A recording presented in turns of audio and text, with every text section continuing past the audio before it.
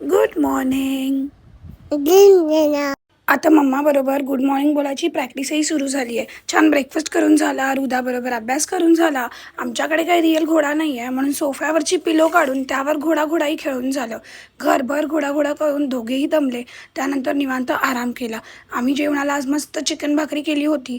आम्ही जेवायला बसलो तर या दोघांना स्वतःच्या प्लेटमधलं खायचं नव्हतं तर दुसऱ्याच्याच प्लेटमध्ये खायचं होतं. तेजू माऊने दोघांनाही छान जेवण भरवलं. त्यांचं जेवण झाल्यावर आम्हीही जेवण घेतलं. संध्याकाळी काका आला भेटायला प्राव्याला. तर ही बघा रुदाची बॅग लावून निघाली काकाबरोबर बाहेर जायला आणि खुशी खुशी बाई करत्या लगेच जायला रेडी होते काकाबरोबर कुठेही. रात्री गेली आहे लाईट आणि आमचा शॅडोचा गेम सुरू झाला आहे. प्राव्याला पहिल्यांदाच मी असं काहीतरी दाखवत होती आणि तिलाही फार मजा येत होती ते शॅडोज बघून.